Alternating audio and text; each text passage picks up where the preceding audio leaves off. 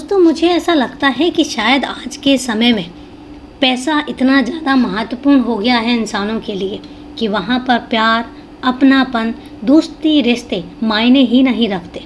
मुझे ऐसा लगता है कि जब पैसों की बात आती है तो इंसान ये भूल जाता है कि उसका सामने वाले के साथ रिश्ता क्या है, जिसको वो कत्ल करके पूरी दुनिया से विदा कर रहा है। आज की भी कहानी कुछ ऐसे ही बताती है कि सिर्फ एक पैसों के चलते एक इंसान अपने ही रिश्ते को, अपने ही बहुत ही नज़दीकी रिश्ते को कैसे ख़त्म करता है और उसके बाद कैसी कैसी प्लानिंग करते हैं। तो दोस्तों, कहानी को लास्ट तक ज़रूर सुने क्योंकि कहानी बेहद ही पेचीदा और दिल दहला देने वाली है। तो कहानी शुरू करें उससे पहले नमस्कार दोस्तों, क्राइम चैनल पर आपका स्वागत करती हूँ और उम्मीद करती हूँ कि आप सब लोग स्वस्थ होंगे, सुरक्षित होंगे। दोस्तों, कहानी में आगे बढ़ें उससे पहले अगर आप चैनल पर नए हैं या अभी तक आपने चैनल को सब्सक्राइब नहीं किया है तो सबसे पहले आप चैनल को सब्सक्राइब कर लीजिए और इसके साथ ही बेल आइकन प्रेस करना ना भूलें फर्दर नोटिफिकेशन के लिए। और इसके साथ ही कहानी में लास्ट तक बने रहें और कहानी के बारे में आपकी क्या राय है कमेंट करके ज़रूर बताएं और आपके कमेंट्स के जवाब मैं वीडियो के लास्ट में ज़रूर दूँगी। तो चलिए दोस्तों, अब आपका समय नहीं लेते और जानते हैं कि आज की कहानी आखिर है क्या। 11 मई 2024 को सुबह घाघरा जंगल की सड़क पर 24 वर्षीय उत्तम जंघेल का शव छत विच्छत स्थिति में पड़ा हुआ था। लोगों ने देखा तो किसी ने यह खबर पुलिस को दे दी। कुछ लोगों ने लाश के फोटो खींचकर व्हाट्सएप ग्रुप में डाल दिए। एसपी खैरागढ़ त्रिलोक बंसल के निर्देश पर सुश्री प्रतिभा लहरे घटना स्थल पर पहुंच गई। थाना पुलिस ने कार्रवाई शुरू कर दी। मौके पर डॉग स्क्वाड को बुलाया गया।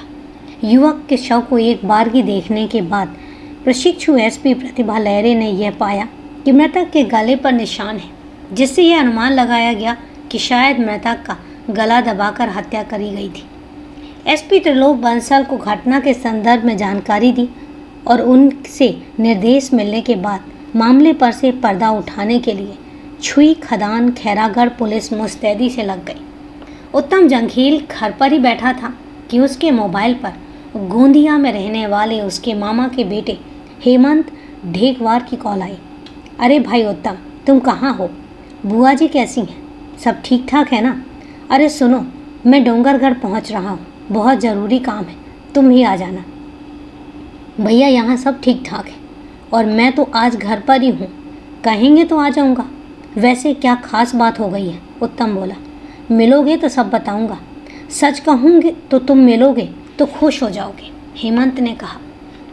फिर भी कुछ तो बताओ भैया, आखिर बात क्या है? उत्तम जंघेल ने हंसते हुए ममेरे भाई हेमंत से कहा।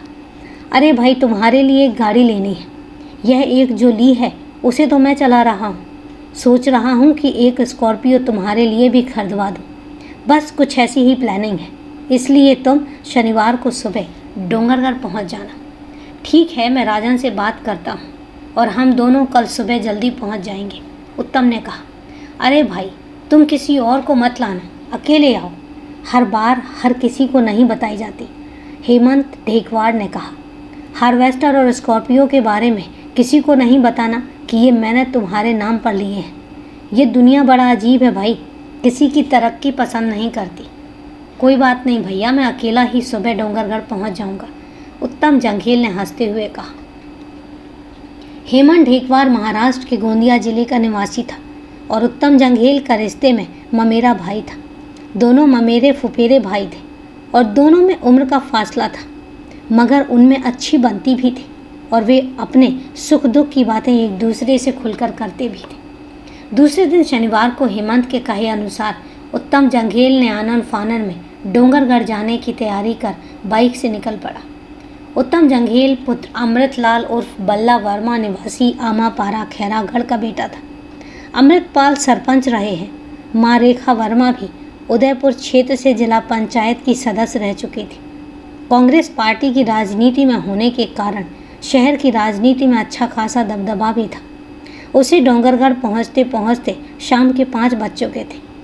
निर्धारित होटल में जब वह पहुँचा तो ममेरा भाई हेमंत ढेकवार 2 अनजान लोगों के साथ वहाँ पर पहले से ही मौजूद था। सामने शराब की बोतल खुली हुई थी। उसने दोनों से परिचय करवाया। इनसे मिलो, यह है सुरेश मच्छिरके और प्रेमचंद लिलहारे, मेरे खास दोस्त। उत्तम जंघेल ने दोनों से हाथ मिलाया और सामने की कुर्सी पर बैठकर शराब पीने लगा। भाई उत्तम, तुम्हारे नाम पर एक स्कॉर्पियो लेनी है, मैंने सारी व्यवस्था कर ली है। आगे हेमंत ढेगवार ने मानो रहस्य पर से पर्दा उठाते हुए कहा, चलो जल्दी चलते हैं और औपचारिकताएं पूरी कर लेंगे। फिर थोड़ा रुककर हेमंत ढेगवार ने कहा, मगर सुनो, ये जो तुम मोबाइल लेकर आए हो उसे कहीं पर छोड़ देते हैं। क्यों भला? उत्तम चौंकते हुए बोला, अरे थोड़ा समझा करो, जिस शोरूम में हम गाड़ी लेंगे वहाँ तुम्हारे पास मोबाइल नहीं होना चाहिए, ताकि सारी फॉर्मेलिटीज़ मेरे मोबाइल नंबर पर से हो जाए। अच्छा ये बात है, उत्तम मुस्कुरा कर बोला, यहाँ पास ही मेरे पिताजी के दोस्त रहते हैं, मैं उनके पास मोबाइल छोड़ देता हूँ। हाँ ठीक रहेगा, तुम अकेले चले जाओ और कुछ भी बोलकर मोबाइल छोड़कर आ जाओ। शराब पीकर चारों वहाँ से झूमते हुए स्कॉर्पियो गाड़ी से रवाना हो गए। आगे थाने के पास से स्कॉर्पियो गदापारा घाघरा मार्ग पर आगे बढ़ गई, जबकि एजेंसी तो राजनांद गांव में थी। उधर गाड़ी मुड़ते ही उत्तम बोला, अरे किधर जा रहे हो? अरे भाई चलते हैं, चिंता ना करो, कहकर हेमंत ने उत्तम के कंधे पर धीरे से हाथ मारा। जब गाड़ी दूसरी दिशा में आगे बढ़ने लगी तो उत्तम जंघेल परेशान हो गया। उसे समझ नहीं आ रहा था कि जब स्कॉर्पियो लेनी है तो ये लोग राजनांद गांव के बजाय इधर जंगल में क्यों जा रहे हैं। थोड़ा आगे जाकर उन्होंने गाड़ी रोक दी। जैसे ही उत्तम नीचे आया, हेमंत ढेगवार ने तत्काल अपना गमछा उसके गले में डाल दिया और गला दबाने लगा। यह सब अचानक से घटित हो गया और उत्तम एकदम घबरा गया। उसके मुंह से कोई आवाज़ भी नहीं निकली। इसी बीच हेमंत के दोनों साथी सुरेश और प्रेमचंद ने उसे जोर से पकड़ लिया। हेमंत का गला दबाता चला गया और थोड़ी ही देर में उत्तम जंघेल की मौत हो गई। इसके बाद उन्होंने उत्तम को स्कॉर्पियो में ही डाल दिया और फिर वो घाघरा जंगल की ओर आगे बढ़ने लगे। आगे जाकर के सुनसान जगह पर तीनों ने उत्तम के शव को सड़क पर डाल दिया और किसी को ये पता ना चले कि इसे गला दबाकर मारा गया है। इसलिए उत्तम के शरीर पर स्कॉर्पियो 2-3 बार चढ़ा दी, ताकि देखने वाले को ऐसा लगे कि सड़क दुर्घटना से उत्तम जंघेल की मौत हुई है। दोपहर होते होते यह स्पष्ट हो गया कि घाघरा कुम्ही रोड पर मिला शव उत्तम जंघेल पुत्र अमृत लाल वर्मा उम्र 24 साल का है। शहर में लोग तरह तरह के कयास में लग रहे थे कि आखिरकार उत्तम जंघेल खैरागढ़ के डोंगरगढ़ कैसे पहुंच गया। यह बात भी चर्चा का विषय बन गई कि यह एक्सीडेंट नहीं, हत्या का मामला हो सकता है। पुलिस ने मृतक के पिता और पूर्व सरपंच अमृत वर्मा से पूछताछ की तो उन्होंने बताया कि उत्तम एक दिन पहले 10 मई 2024 की सुबह घर से निकला था। घर से निकलने के बाद कहाँ गया, इसकी जानकारी परिवार के किसी भी सदस्य को नहीं थी। वह अपने गांव से लगभग 40 किलोमीटर दूर किसके साथ और क्यों गया होगा, यह सवाल भी खड़ा था। मृतक उत्तम की मौत को लेकर कई सवाल खड़े हो गए थे और स्थानीय मीडिया में कई तरह की बातें भी प्रकाशित हो रही थी, जो पुलिस के लिए चिंता का सबब बनी हुई थी। पुलिस को घटना स्थल के आसपास कोई भी वाहन नहीं मिला था और न ही ऐसी कोई वजह भी सामने आ रही थी जिससे कि इसे सड़क दुर्घटना या कोई हादसा माना जा सके। इसी के चलते लोगों में चर्चा थी कि मृतक उत्तम जंघेल की लाश यहाँ कैसे और कहाँ से आई और उसकी मौत कैसे हुई। बहरहाल पुलिस ने मौके की कार्रवाई पूरी करके शव को पोस्टमार्टम के लिए भेज दिया। शव का पोस्टमार्टम जिला सिविल अस्पताल के वरिष्ठ डॉक्टर PS परिहार ने किया था। पोस्टमार्टम रिपोर्ट आई तो पुलिस के शक की पुष्टि हो गई और स्पष्ट हो गया कि किसी ने गला दबाकर उत्तम की हत्या की थी। पोस्टमार्टम रिपोर्ट मिलने के बाद SDOP सुश्री प्रतिभा लहरे ने उसी दिन एक पुलिस टीम बनाकर जांच शुरू कर दी। टीम में SDOP सुश्री प्रतिभा लहरे, साइबर सेल प्रभारी Anil Sharma, inspector Shakti Singh, SI Walkis Khan, Virendra Chandrakar, ASI Tailesh Singh, head constable Kamlesh Srivastava, constable Chandra Vijay Singh, Tribhuvan Yadu, Jaipal Kaiwarth, Kamalkant Sahu, Satyanarayan Sahu और अख्तर मिर्जा की टीम बनाई। सबसे पहले उत्तम जंघेल के घर वालों से फिर से पूछताछ करके उनके बयान लिए गए। एक एक कड़ी मिलने से स्पष्ट होता चला गया कि उत्तम जंघेल के नाम पर हेमंत ढेगवार ने गोंदिया शहर की एक बैंक से लोन लिया है और उत्तम जंघेल का मोटी धनराशि का जीवन बीमा भी करवा रखा है। इसके बाद शक की सुई ममेरे भाई हेमंत की ओर घूमती चली गई। पुलिस ने जाल बिछाकर हेमंत के बारे में जानकारी निकालनी शुरू कर दी तो पता चला कि हेमंत एक अपराधी किस्म का व्यक्ति है। बैंक और बीमा कंपनी से भी पुलिस ने सारी जानकारी निकाली तो स्पष्ट होता चला गया कि 80 लाख रुपए का खेल उत्तम जंघेल के नाम से हेमंत ढेकवार कर चुका है। अब पुलिस को यह समझते देर नहीं लगी कि रुपयों की खातिर ही हेमंत ने अपराध किया है। जांच पड़ताल करके आखिर 13 मई 2024 को खैरागढ़ पुलिस टीम ने हेमंत ढेकवार को उसके घर से गिरफ्तार कर लिया और फिर उससे पूछताछ की गई। पहले तो वह रोने लगा और जैसे ही उत्तम जंघेल की मौत से उसे काफ़ी दुख हुआ है, वह कुछ भी बताने से आनाकानी करता रहा, मगर कड़ी पूछताछ से पुलिस को सफलता मिलती चली गई। एसडीओपी प्रतिभा लहरे ने हेमंत से दो टूक शब्दों में पूछा, आखिर तुमने स्कॉर्पियो और हार्वेस्टर उत्तम जंघेल के नाम पर क्यों लिए? अपने नाम पर या अपने किसी स्थानीय रिश्तेदार के नाम पर क्यों नहीं लिए? इस बात पर हेमंत गोलमोल जवाब देने लगा। पुलिस ने फिर पूछा, स्कॉर्पियो और हार्वेस्टर का बीमा करवाकर तुमने उत्तम की हत्या की योजना क्यों बनाई? और जब पुलिस ने यह पूछा कि तुम शनिवार को 10 मई को कहाँ थे, तो हेमंत ढेकवार की पोल खुलती चली गई।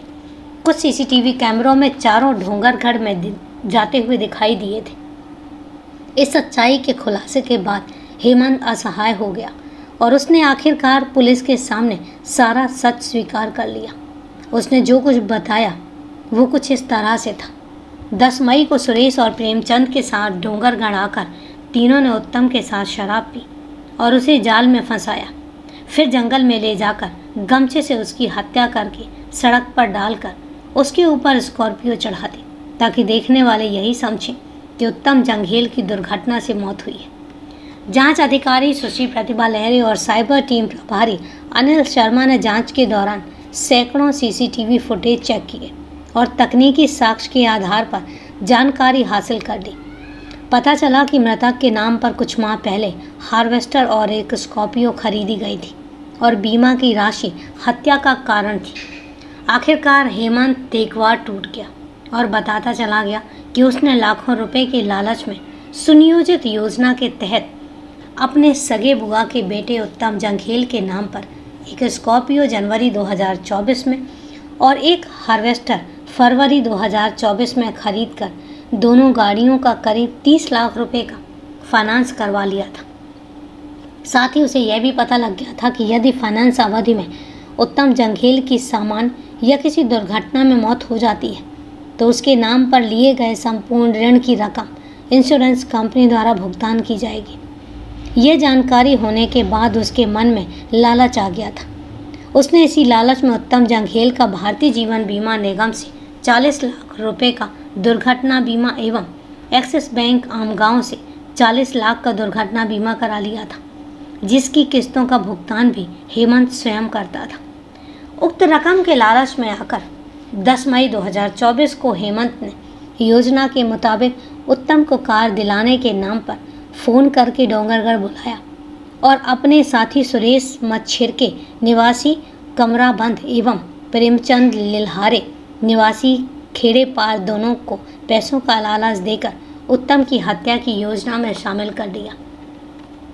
फिर तीनों योजना के मुताबिक उत्तम के नाम पर ली गई स्कॉर्पियो में बैठकर आए और डोंगरगढ़ में उत्तम को साथ में गाड़ी में बैठाकर होटल में चारों ने शराब पी। फिर तीनों आरोपियों ने मृतक को गाड़ी में बैठाकर खैरागढ़ के नज़दीक ही जंगल में लेकर गए और इसके बाद सुनसान सड़क किनारे उत्तम को गला घोंटकर हत्या कर दी और महाराष्ट्र लौट गए। आरोपियों की निशानदेही पर पुलिस ने हत्या में प्रयुक्त गमछा घाघरा पुल से एवं घटना में प्रयुक्त स्कॉर्पियो हेमंत के यहाँ से बरामद कर ली। छुई खदान पुलिस ने भादंबी की धारा 302 के तहत मामला दर्ज करके आरोपी हेमंत ढेकवार 38 साल और सुरेश कुमार मच्छिरके 55 साल, प्रेमचंद लिल्हारे 52 साल को गिरफ्तार करके मुख्य न्यायिक दंडाधिकारी के समक्ष प्रस्तुत किया और जहां से उन तीनों को जेल भेज दिया गया। तो दोस्तों, ये थी एक दिल दहला देने वाली कहानी और मैंने कहा था कि पैसों की लालच में जब बात आती है तो लोग अपने रिश्तों को भूल जाते हैं। लोग ये भी भूल जाते हैं कि वो मौत के घाट किसको उतार रहे हैं और क्यों उतार रहे हैं। तो दोस्तों, यही सच है और यही क्राइम की सच्ची कहानी भी है। तो कहानी को लास्ट तक सुनने के लिए आपका तहे दिल से धन्यवाद। अब कहानी के बारे में आपकी क्या राय है, कमेंट करके ज़रूर बताएं। और हाँ दोस्तों, आपका सहयोग और सपोर्ट बनाए रखने के लिए तहे दिल से धन्यवाद। आपके कमेंट्स काफ़ी आ रहे हैं, लेकिन मेरी तबीयत नासाज होने की वजह से मैं सिर्फ़ और सिर्फ अभी तक स्टोरीज ही रिकॉर्ड कर पा रही हूँ। आपके कमेंट्स के जवाब मैं नहीं दे पा रही हूँ, उसके लिए मैं क्षमा प्रार्थी हूँ। लेकिन आगे आने वाले वीडियोज़ में जल्दी ही आपके कमेंट्स के जवाब मैं दे पाऊँगी। तो दोस्तों, आज के लिए इतना ही। कल फिर मिलते हैं क्राइम की एक सच्ची कहानी के साथ। तब तक के लिए सेफ रहें, सुरक्षित रहें और अपना ध्यान रखें। जय हिंद दोस्तों, जय भारत।